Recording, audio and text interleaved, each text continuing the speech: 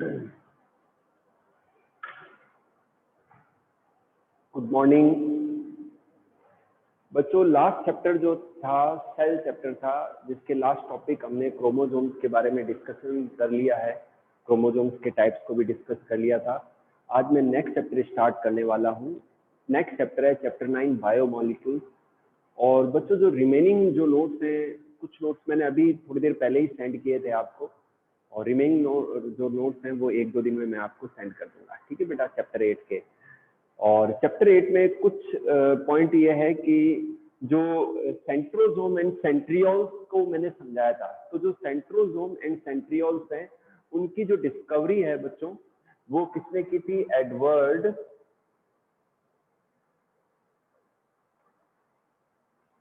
Edward van Beneden. ठीक है, ये कंपटीशन का क्वेश्चन है। एडवर्ड वॉन बेनेडेन ने इनकी डिस्कवरी की थी, सेंट्रोजोम्स एंड सेंट्रियोल्स की। तो ये एक चीज मेरे को बतानी थी। साथ ही साथ क्रोमोजोम्स का कैरियोटाइप क्या है, कि जो स्ट्रक्चर है क्रोमोजोम्स की, तो उसे हम क्या कहते हैं? कैरियोटाइप कहते हैं। ठीक है। ईडियोग्राम क्या है? कि पिक्चर्स के फॉर्म में जो प्रेजेंटेशन है क्रोमोजोम्स का फ्रॉम लार्ज टू स्मॉल, इसे हम क्या कहते हैं? ईडियोग्राम कहते हैं। साथ ही साथ क्रोमोसोम्स के जो किनारे, जो एंड्स होते हैं, उन्हें हम टीलोमियर कहते हैं, जो कि टीलोमरेज एंजाइम्स के द्वारा फॉर्म होते हैं। किसके द्वारा फॉर्म होते हैं बच्चों? टीलोमरेज एंजाइम के द्वारा फॉर्म होते हैं, जो क्रोमोसोम्स के एंड्स हैं। ठीक है बेटा, तो एक तो ये बात हो गई। ठीक है। और बाकी क्रोमोसोम्स की डिटेल्स जो है सेंट्रोमियर के बेसिस पर मैंने आपको बताई दी है। ठीक है। आज बच्चों हम नया चैप्टर स्टार्ट कर रहे हैं, चैप्टर 9 बायोमॉलिक्यूल्स। बच्चों मैं आपको बता दूं, बायोमॉलिक्यूल्स जो चैप्टर है इसका वेटेज बहुत ही कम है। अपने सिलेबस के अंदर 2 मार्क्स का वेटेज होता है इनका। ठीक है। और इसको हम बहुत ज्यादा लेंदी वे में नहीं करेंगे, सिंपल एनसीईआरटी लेवल इसको डिस्कशन करेंगे। ठीक है बेटा, क्योंकि जो जहां मेरे को लगेगा, जहां मेरे को, जैसे कि अब तक के चैप्टर है सारे कंपटीशन लेवल कराए हैं आपको, नीट के लेवल को कवर करवा दिया है मैंने आपको। ठीक है ना। लेकिन जो चैप्टर 9 है वो एकदम ही वेटेज कम वाला है, तो उसको हम सिंपल वे में जो एनसीईआरटी सिलेबस है उसके अकॉर्ड उसके लेवल जितना करेंगे। ठीक है। तो मैं स्टार्ट करता हूँ चैप्टर 9 बायोमॉलिक्यूल। ठीक है। सेल चैप्टर आपका कंप्लीट हो गया है। ठीक है। रिमेनिंग नोट्स मैं आपको 1-2 दिन में सेंड कर दूंगा। अब कुछ नोट्स मैंने अभी भेजे थे थोड़ी देर पहले ही। बायोमॉलिक्यूल्स, बायोमॉलिक्यूल्स क्या है? What are biomolecules? बच्चों बहुत ही सिंपल है कि लिविंग बीइंग के अंदर जितने भी ऑर्गेनिक मॉलिक्यूल्स हैं, जितने भी कार्बनिक मॉलिक्यूल्स हैं, दे आर द बायोमॉलिक्यूल्स। वो क्या है बच्चों? बायोमॉलिक्यूल्स जैसे कि glucose, ribose, lipid, protein, amino acid, DNA, RNA, ये सब क्या है? बायोमॉलिक्यूल्स हैं। तो दोबारा सुन लीजिए, all the carbonic components, all the carbonic components which we get from the living tissue is called biomolecule।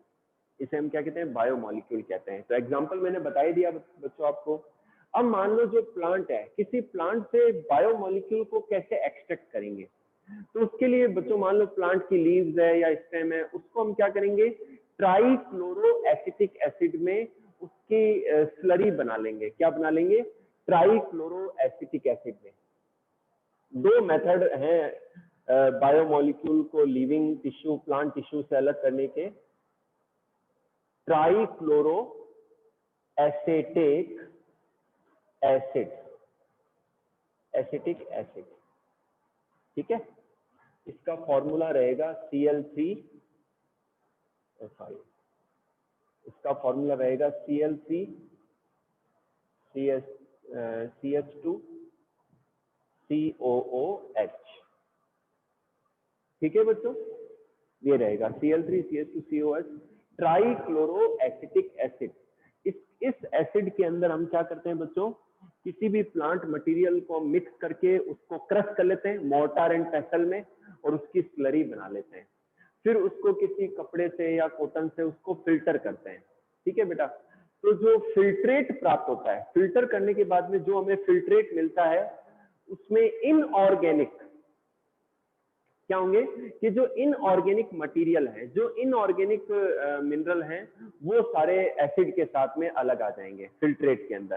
ठीक है,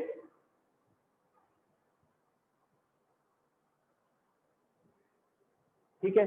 और पीछे जो रह गया है, पीछे जो रह गया है उसे हम क्या कहेंगे, रिटेंटेट कहेंगे। उसमें क्या होगा, ऑर्गेनिक पार्ट होगा।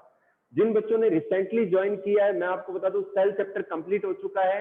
एक चीज मैंने अभी बताई थी आपके क्लास में ज्वाइन करने से पहले कि जो सेंट्रोसोम एंड सेंट्रियोल है उनको डिस्कवर किया था एडवर्ड वॉन बेनेडेन ने। ठीक है, सारे क्लास ध्यान से सुनिए, क्लास 11 के मैंने नया चैप्टर स्टार्ट कर दिया आज, बायोमोलिक्यूल, जिसका वेटेज सिर्फ 2 मार्क्स है, इसलिए इसको हम एनसीईआरटी लेवल जितना ही डिस्कस करेंगे बेटा।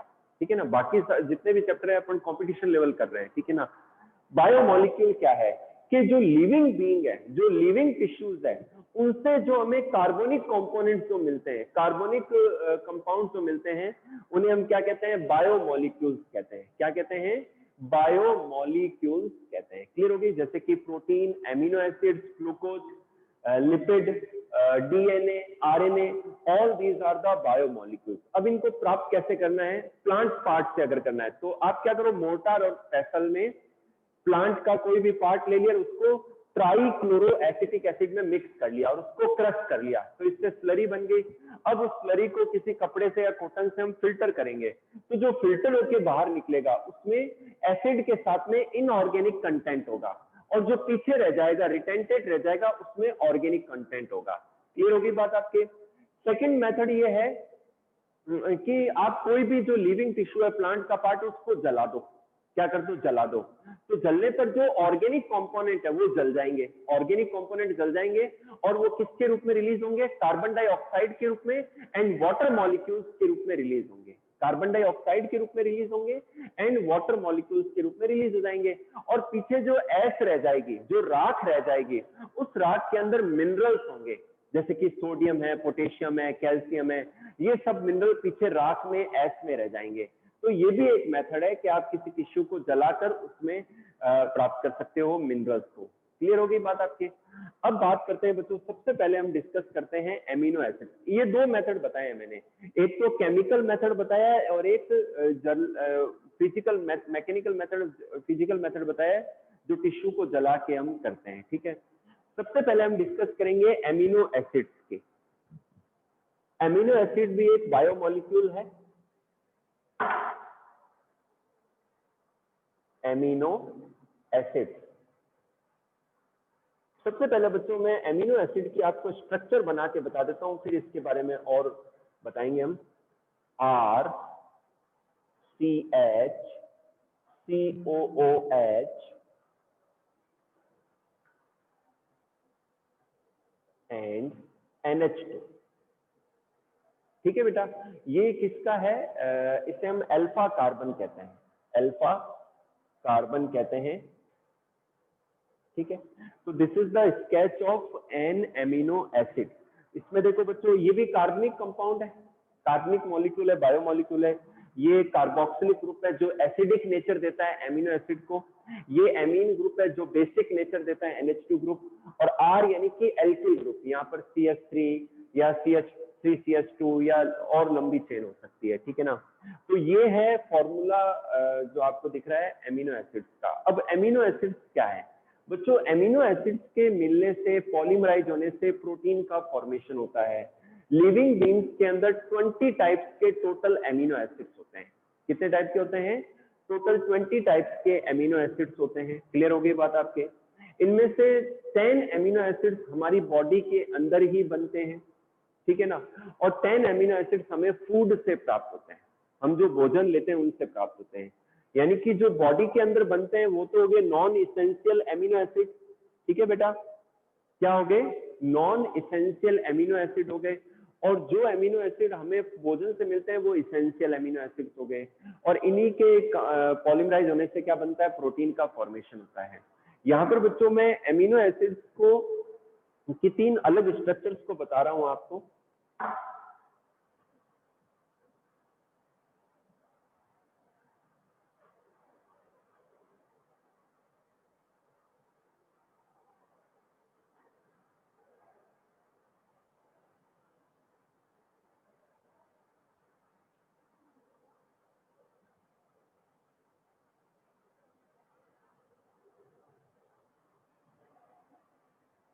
ये तो हो गया बच्चों ग्लाइसिन, ये हो गया ग्लाइसिन, इसे हम अल्फा कार्बन कहेंगे। ये तो ग्लाइसिन का फॉर्मूला है, ये एनसीईआरटी में भी मेंशन है आपके। फिर लेते हैं NH2,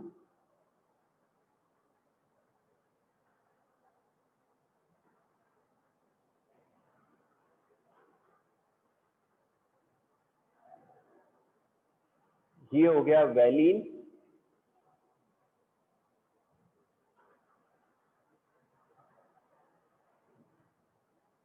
ठीक है बेटा, ये तो हो गया वैलीन की स्ट्रक्चर, ये देख लीजिए वैलीन की स्ट्रक्चर हो गई।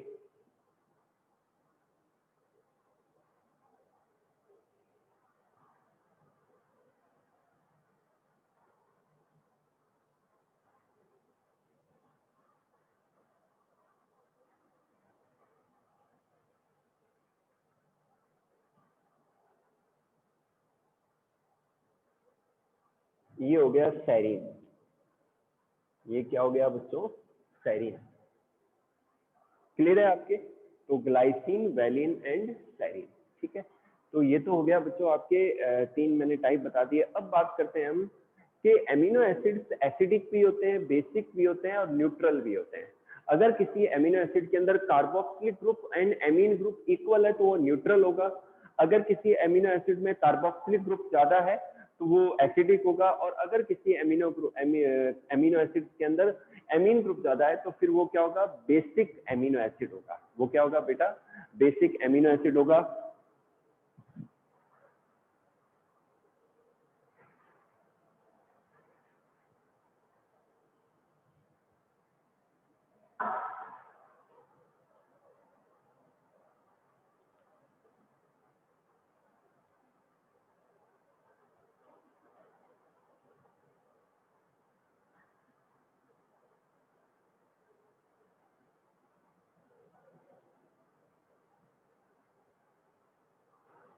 बच्चों ये एक फॉर्मूला है ना, तो मैं आपको थोड़ा सा समझाना चाह रहा हूँ।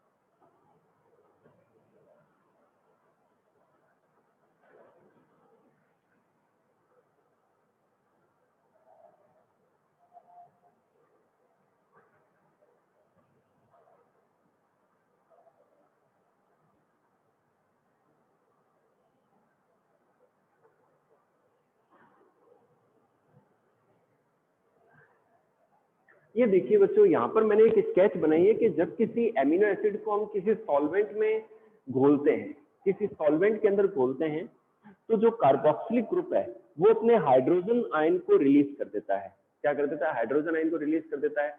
तो ये तो कंप्लीट एमिनो एसिड हो गया। अब ये हाइड्रोजन आयन को रिलीज करके ये हाइड्रोजन आयन यहाँ एमीन ग्रुप से जुड़ जाता है, NH3+ बन गया। तो इस फॉर्म को हम कहते हैं ज्विटर आयोनिक फॉर्म। क्या कहते हैं, ज्विटर आयोनिक फॉर्म कहते हैं, ठीक है।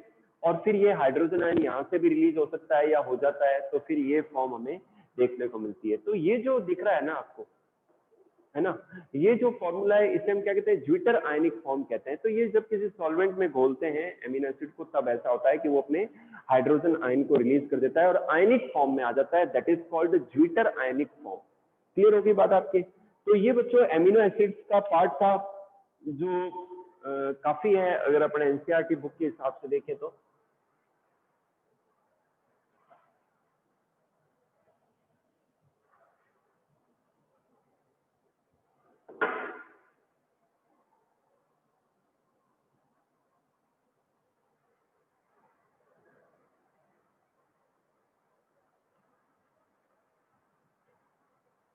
नेक्स्ट लेते हैं बच्चों लिपिड। लिपिड भी एक बायोमोलिक्यूल है और लिपिड हमारी जो जितने भी लिविंग ऑर्गेनिज्म है उनके सेल मेम्ब्रेन का पार्ट है, सेल मेम्ब्रेन का कंपोनेंट है। क्लियर होगी बात? सेल मेम्ब्रेन का कंपोनेंट है कौन? लिपिड। क्लियर होगी बात आपकी? तो क्योंकि जो फॉस्फोरस है उसके कॉम्बिनेशन से लिपिड का फॉस्फोलिपिड का फॉर्मेशन होता है। क्लियर है बच्चों आपके? जिसे हम लेसिथीन भी कहते हैं। यहाँ पर पहले मैं कुछ एक स्ट्रक्चर्स बना देता हूँ। एक तो मैं बनाऊंगा पामिटिक एसिड का, CH3 CH2 14 COOH, ये है पामिटिक एसिड। ये एक फैटी एसिड है, लिपिड है एक। ठीक है बेटा, ये पामिटिक एसिड का फॉर्मूला है। क्लियर है आपकी? ठीक है बेटा, इस तरीके से इसी तरीके से ट्राइग्लिसराइड्स हैं, उनका भी मैं बना देता हूँ।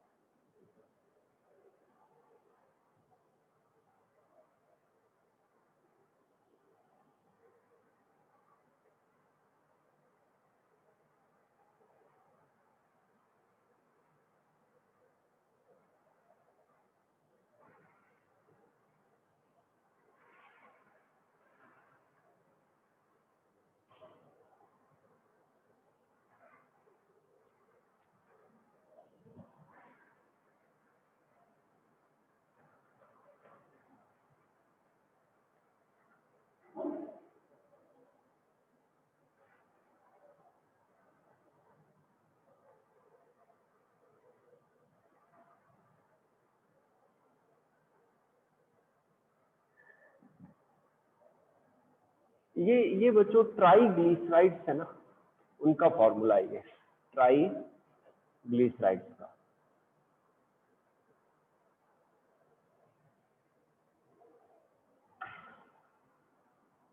ठीक है बेटा, this is the sketch of triglyceride.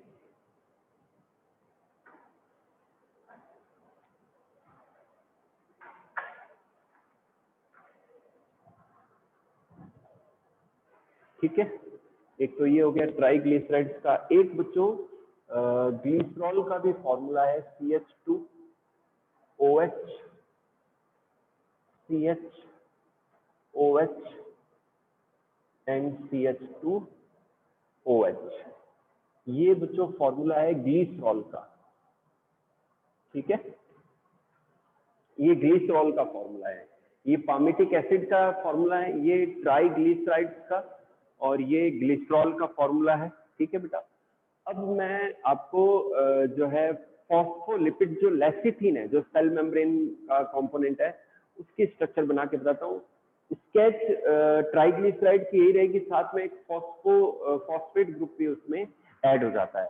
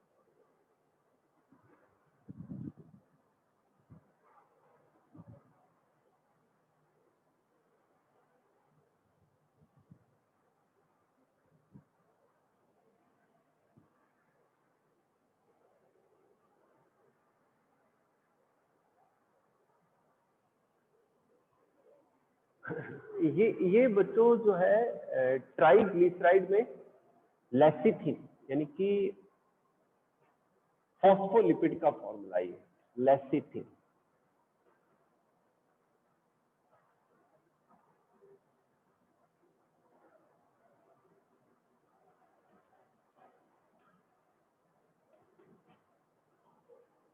तो ये बच्चों फॉस्फोलिपिड का फॉर्मूला है जो कि सेल मेम्ब्रेन का कंपोनेंट है, सेल मेम्ब्रेन का पार्ट है, ठीक है। और लिपिड भी एक बायोमोलिक्यूल, इंपॉर्टेंट बायोमोलिक्यूल है लिविंग सिस्टम का, ठीक है ना। नेक्स्ट हम बात करेंगे न्यूक्लिक एसिड की बात कर लेते हैं, ठीक है बेटा। फिर इसके अलावा कुछ ग्लूकोज के मॉलिक्यूल हैं और प्रोटीन की स्ट्रक्चर है, इनके बारे में भी हम डिस्कशन करेंगे। यहाँ पर बच्चों मैं आपको ग्लूकोज की भी स्ट्रक्चर बना के बता देता हूँ। ग्लूकोज का फॉर्मूला होता है C6H12O6, ठीक है। ग्लूकोज का फॉर्मूला मैं बना देता हूँ।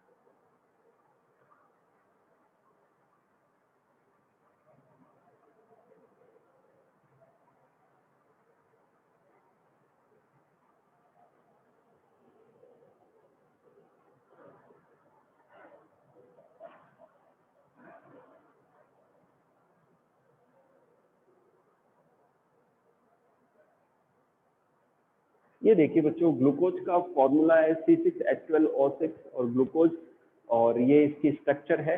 कार्बन 6 इसमें 1 2 3 4 1 2 3 4 5 6, ठीक है। और हाइड्रोजन टोटल 12 है इसमें, 1 2 3 4 5 6 7 8 8 और 2 10, ठीक है ना। एक यहाँ भी, ठीक है। तो हाइड्रोजन काउंट कर लेते हैं, 1 2 3 4 5 6 7 8 9 10 11 12, और ऑक्सीजन 6 है बच्चों, 1 2 3 4 एंड 5, ठीक है। तो ऑक्सीजन टोटल 6 होती है।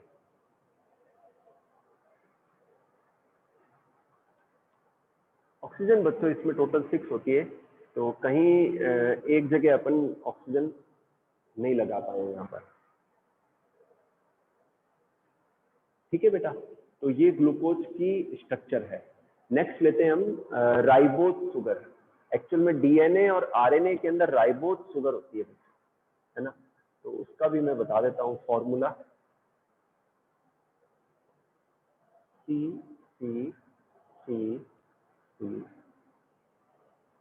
ठीक है बेटा। और एक यहाँ पर हो जाता है CH2OH।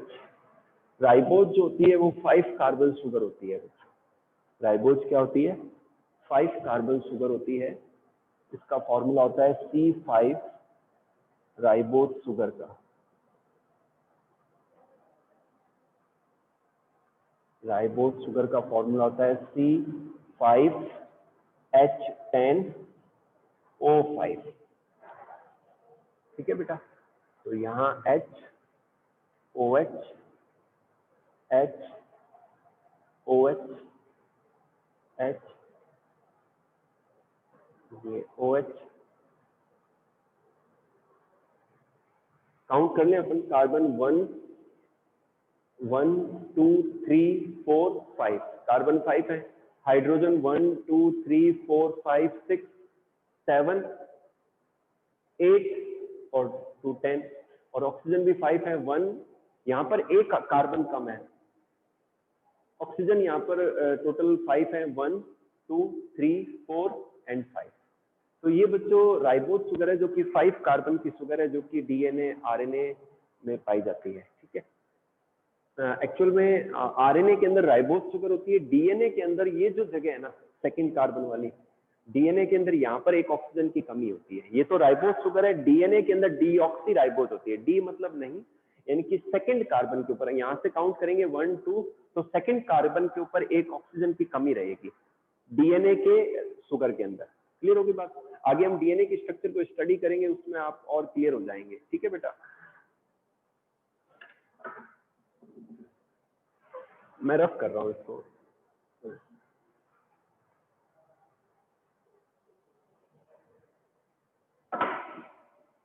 नेक्स्ट टॉपिक लेते हैं, nucleic acid.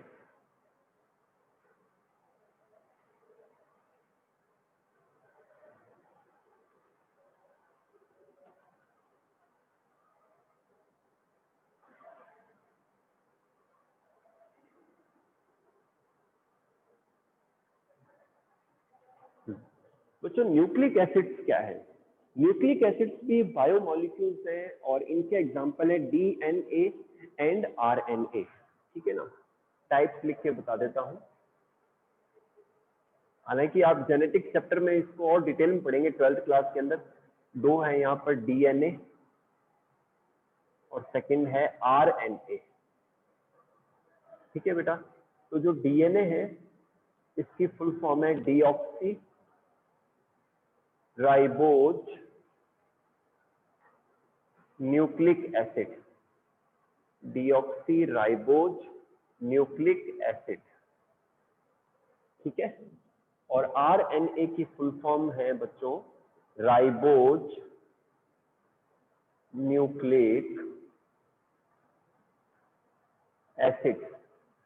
Ribose nucleic acid. ठीक है बेटा, तो जो न्यूक्लिक एसिड्स हैं ये भी इंपॉर्टेंट बायोमॉलिक्यूल है सेल के अंदर, और इनकी डिस्कवरी फ्रेडरिक मीसर ने की थी फर्स्ट सेल्स में थ्रेड लाइक स्ट्रक्चर्स के फॉर्म में। जो डीएनए और आरएनए है ये जनरली शुगर से और नाइट्रोजिनस बेसिस से एंड फॉस्फेट ग्रुप के मिलने से बनते हैं। बच्चों जो डीएनए है ये डबल स्ट्रैंडेड फॉर्म में होता है। जितने भी हायर ऑर्गेनिज्म है उन या बैक्टीरिया में भी जो जेनेटिक मटेरियल है वो डीएनए का ही बना होता है।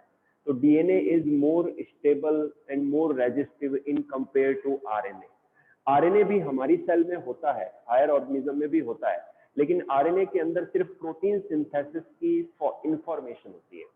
तो जो राइबोसोम है वो मैसेंजर आरएनए के बाहर इकट्ठे होते हैं, और मैसेंजर आरएनए के ऊपर जैसी जैसी इंफॉर्मेशन होती है वैसी ही प्रोटीन हमारी सेल के अंदर फॉर्म होती है।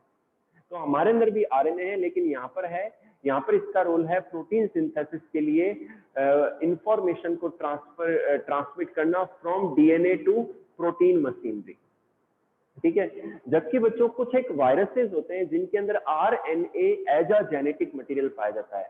आपको मैंने बताया था वायरस के बारे में कि वायरस के अंदर कुछ भी नहीं है, सिर्फ एक प्रोटीन का कैप्सिड होता है, प्रोटीन का खोल होता है, और उसके अंदर जेनेटिक मटेरियल होता है, या तो आरएनए या डीएनए। तो जैसे कि रीनो वायरस है जो जनरल जुकाम का वायरस है, वो एक आरएनए वायरस है।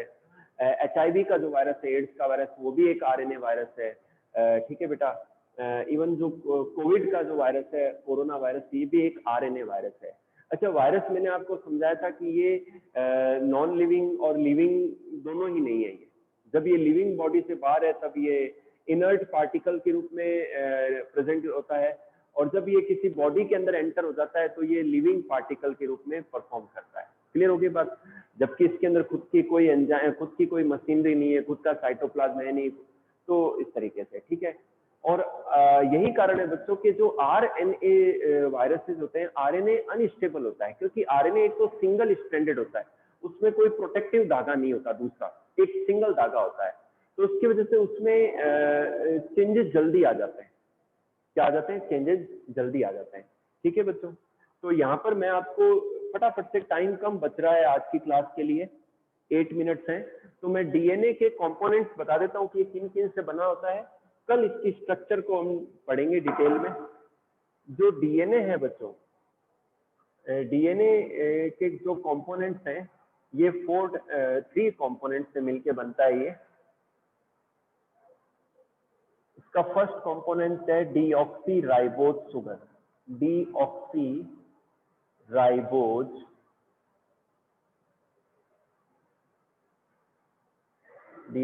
राइबोज शुगर, जो कि 5 कार्बन की शुगर है। ठीक है बेटा। इसका सेकंड जो कंपोनेंट है डीएनए का वो है नाइट्रोजन बेसेस। क्या है बेटा? Nitrogen base. ठीक है। तो नाइट्रोजन बेस दो टाइप के हैं, एक तो है प्यूरीन। ठीक है बेटा। प्यूरीन भी जो है इनमें 2 हैं, एक तो है एडिनिन,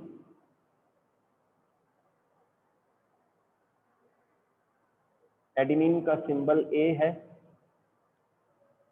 और एक है ग्वानिन।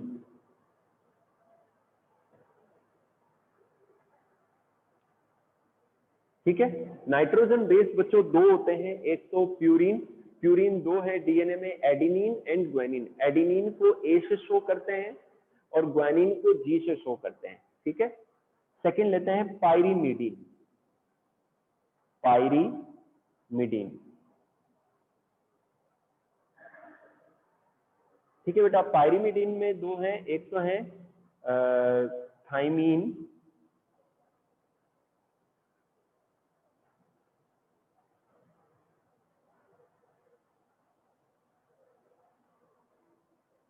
थाइमीन एंड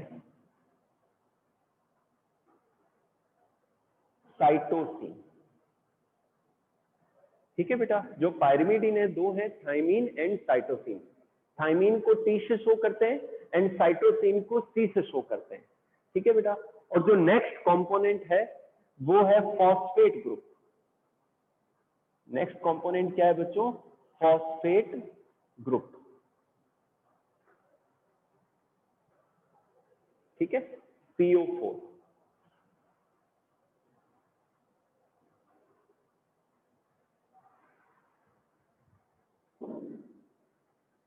ठीक है। तो दोबारा देख लीजिए, DNA are form by the 3 component deoxyribose sugar, this is the 5 carbon sugar, और इसके सेकंड कार्बन पर एक ऑक्सीजन की कमी होती है। नेक्स्ट लेते हैं nitrogen bases, purine and pyrimidine. Purines are of 2, adenine and guanine. Pyrimidines are also 2, thymine and cytosine and phosphate group. अब बच्चों कल की क्लास में हम डिस्कस करेंगे कि कैसे डीऑक्सीराइबोज शुगर के साथ में नाइट्रोजन बेस जुड़ता है और फॉस्फेट ग्रुप जुड़ के एक पूरी डीएनए की यूनिट बनती है, डीऑक्सी न्यूक्लियोटाइड बनता है। ठीक है। तो इतना काफी है आज के लिए। आपकी जो भी क्वेरी या डाउट है आप हैंड रेज करके मेरे से पूछ लीजिए।